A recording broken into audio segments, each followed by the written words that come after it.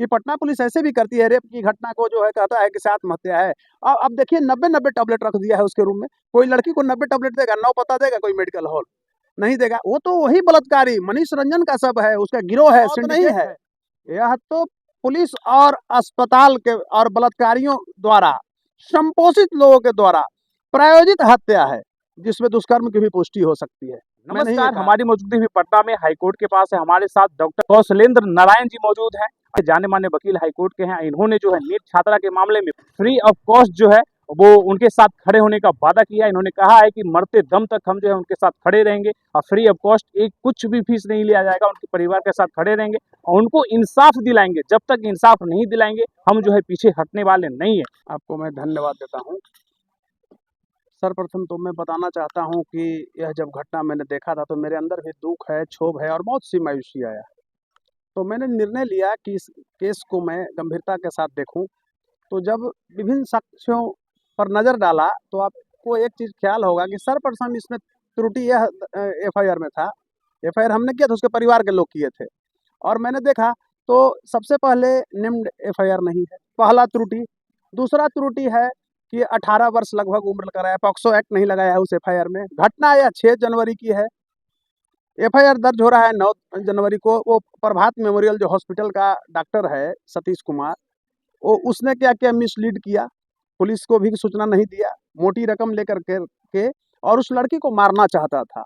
आप देखे होंगे कि जब उस शंभू गर्ल्स हॉस्टल का जो बिल्डिंग का मालिक है मनीष रंजन, वो आया और खूब बढ़िया से स्टेटमेंट मीडिया कर्मियों के बीच में देता है कि मैं तो यहाँ था नहीं, मैं तो देहरादून में था, हो गया घटना, इसमें तो हम किराया पर दिए हुए थे। उसने कहा, तब हम समझे कि हाँ, द मैटर टू के सीरियसली टर्न, ये बात तो बहुत बिगड़ गई है, क्योंकि उसने चालाकी किया था कि बैक डेट में कोई स्टाम्प पर किसी को दे देंगे, आरोपी बच जाएगा। लेकिन मैं कहना चाहता हूँ कि किसी भी सोसाइटी का कोई भी विंग हो, चाहे वो डॉक्टर हो, इंजीनियर हो, आईएएस हो, आईपीएस हो, वकील हो, पत्रकार हो, हर के घर में बेटी बहन है। तो इस पर सोचना चाहिए कि जिस तरह से एक 17 साल की बच्ची, आप समझिए कि बच्ची को लोग दूसरे के यहाँ भी छोड़ता है कि तनी इसको देखिएगा, ये आप इसके चाचा हैं, बाबा हैं, भाई हैं, और वह अगर जलाद की भूमिका में, रेपिस्ट की भूमिका में आता हो, बड़ा ही दुर्भाग्यपूर्ण है। और हमारी मानवीयता सिसक कर रो पड़ती है। तो जब हमारी मानवीयता है वहाँ पर धिक्कार रही थी, तो मैंने कहा कि नहीं, मुझे प्लेटफॉर्म पर आगे आना चाहिए। और सर्वप्रथम मैंने ही कहा कि पुलिस मिसलीड कर रही है। जैसे रोशनी कुमारी जो चित्रकूट नगर थाना प्रभारी है, एसएचओ है वहाँ की, और एडिशनल एसपी अभिनव ने स्टेटमेंट दिए कि हिंद की गोली खाने से मृत्यु है, इसको आत्महत्या करार देना शुरू किया। मैंने कहा कि यह तो बड़ा दुर्भाग्यपूर्ण घटना है और उस पर जांच हुआ। बाद में धरना प्रदर्शन पूरे बिहार में होने लगा। तो मैं एक चीज कहना चाहता हूँ कि आज जिस तरह से पुलिस ने अपना चेहरा कनीय पदाधिकारियों के कहने के चक्कर में, पटना का सीनियर एसपी इतना ईमानदार, बिहार का डीजीपी विनय कुमार इतना ईमानदार, कुंदन कृष्णन मुख्यालय में एडीजी हैं, अब तो डीजी रैंक के पदाधिकारी इतना ईमानदार अफसर, ये 3-3 ईमानदार अफसर की जोड़ी, और एक कनीय पदाधिकारियों के कहे गए बातों को सुनकर और आम जनमानस को मिसलीड कर दिया। तो कनीय पदाधिकारी, वहाँ का एडिशनल एसपी और खासकर चित्रकूट नगर का एसएचओ है, इस पर क्रिमिनल एफआईआर दर्ज कर करके और जेल इसको भेजना चाहिए, मेरा यही है। और इस मृतका के आत्मा के शांति के लिए और उसके परिवारजनों को संबल देने के लिए और बिहार के बेटी बहनों में एक विश्वास जगाने के लिए दोषियों को कड़ी से कड़ी, हम तो चाहेंगे आजीवन मृत्यु प्रयत्न, टिल डेथ, फांसी की सजा हो, जो भी हो, उसके लिए मैं मुकदमा लड़ूंगा।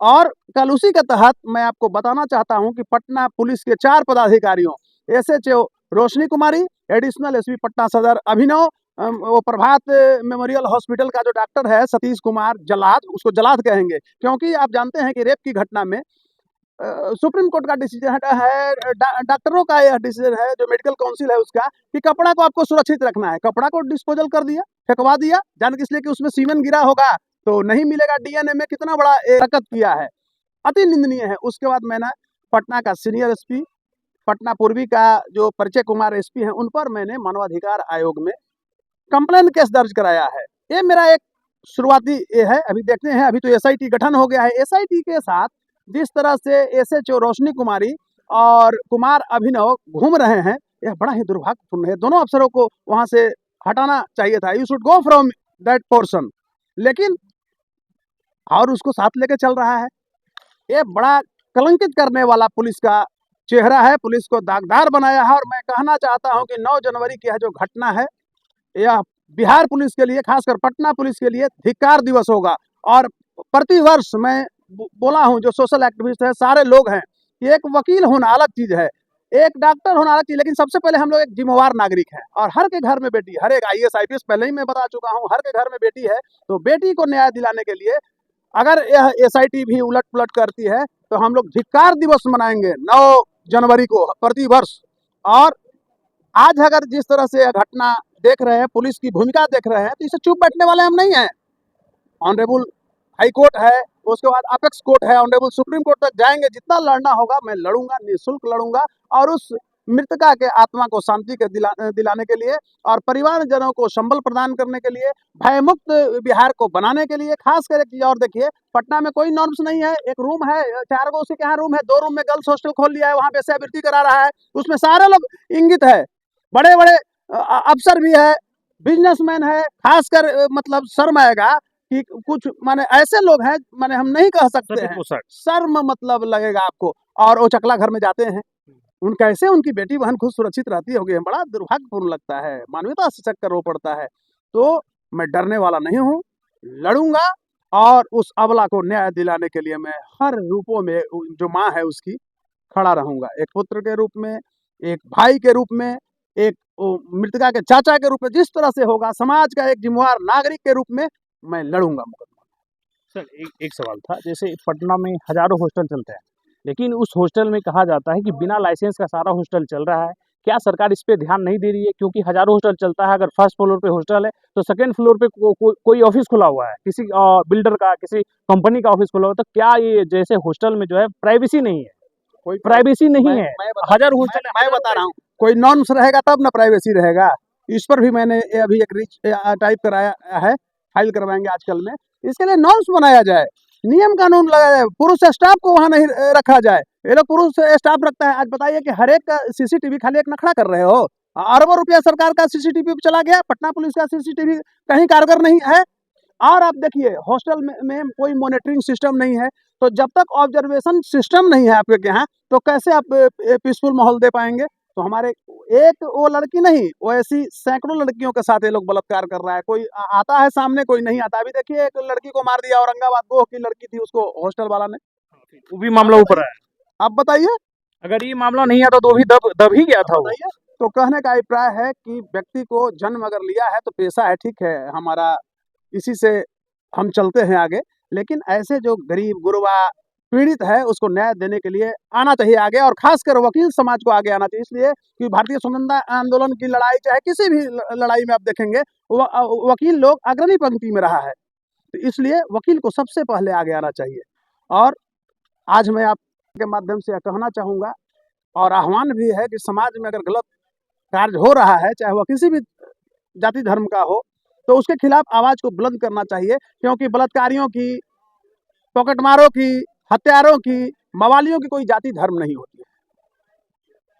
तो सर एक सवाल और, जैसे प्रशासन यहाँ की क्या कर रही है? सर बिहार की प्रशासन को देखा जाता है कि पटना जंक्शन पे 800 लोगों को HIV हुआ है। सर पटना जंक्शन पे जो धंधा चलता है, वहाँ पे प्रशासन की आंखों के सामने सारा कुछ होता है सर, लेकिन प्रशासन कुछ नहीं करती। क्या प्रशासन क्या करना क्या चाहती है? प्रशासन गरीबों के साथ नहीं है, प्रशासन अब थाना जाने से लोग डरता है। मेरा एक सिद्धांत है, जब तक हम पूर्ण रूप में जानते नहीं है, हमको नहीं पता है कितना लोग को HIV वहाँ हुआ है। और अगर वैसा दृश्य है तो सही है, पटना पुलिस का यही दागदार चेहरा है।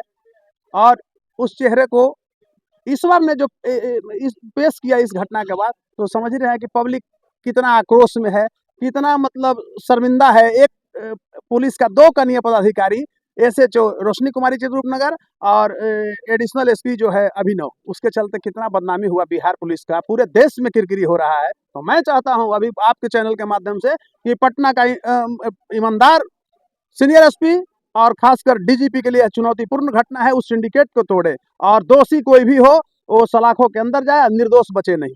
और मैं लड़ूंगा, हर प्लेटफॉर्म पर लड़ूंगा। तो क्या सर, क्या लगता है कि जैसे रेप की घटना बहुत होती रहती है, तो क्या वकील साहब को जो है और सारे लोगों को खड़ा होना चाहिए इस मामले में? इस मामले में अगर हम लोग नहीं खड़ा होंगे तो कौन खड़ा होगा सर? यही तो सोचना है ना कि समाज का एक वर्ग चुप हो जाता है। सबसे बड़ा अगुआ वर्ग था वकील, सबसे बड़ा अगुआ वर्ग था, स्वतंत्रता आंदोलन में लड़ा। आज लड़ने के लिए वो तैयार नहीं, पंगु हो गया है। किसी भी दृष्टिकोण से आप देखिए, कुछ निःशुल्क भी लड़ना चाहिए ताकि समाज में मैसेज अच्छा जाए। भारतीय स्वतंत्रता आंदोलन की लड़ाई में वकीलों की जितनी भूमिका है उतना किसी का है? नहीं, बेटी की लड़ाई है। किसी का। हर दृष्टिकोण, हम तो स्वतंत्रता आंदोलन की लड़ाई कर रहे हैं और वहां भी तो हमारा इज्जत अस्मिता के साथ खिलवाड़ था, तो उसमें वकील लोग अग्रणी पंक्ति में था। बिहार के परिवर्तन की लड़ाई में देखिए ना भाई, यहाँ सारे रविशंकर प्रसाद जी वगैरह कितना लड़े, अरुण जेटली का देखिए, सुषमा स्वराज देखिए, मोतीलाल नेहरू का देखिए, स्वतंत्रता के समय में जवाहरलाल नेहरू को देखिए, सब वकील थे। मोहनदास करमचंद गांधी जिसको बापू हम लोग कहते हैं, लोकमान्य तिलक को देखिए। तो लड़ना चाहिए, लड़ना चाहिए। तो कहना चाहते हैं कि जितने भी वकील सारे हैं वो आगे आए आगे इस मामले में, क्योंकि हर किसी की बच्ची होती है। बिहार में बहुत सारी बच्चियां देश की बच्ची थी, किसी समाज की, किसी राज्य की, किसी जिला की नहीं है, देश की बच्ची थी और देश की बच्ची के साथ ऐसा घटना, तो क्या इस पे सर कोई कड़ा कानून नहीं बन सकता है क्या सर? सरकार इस पे क्यों नहीं ध्यान देती? ये तो सरकार को सोचना चाहिए। ये मेरा ये नहीं है, हम मांग कर सकते हैं, हम तो एक पार्ट हैं। हम तो जुडिशरी का एक प्रहरी है, न्यायपालिका का एक प्रहरी है, मंदिर का।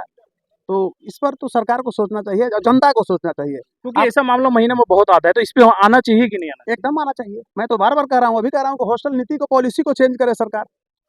अगर हॉस्टल पॉलिसी को नहीं चेंज करती है तो कुछ होने वाला नहीं है।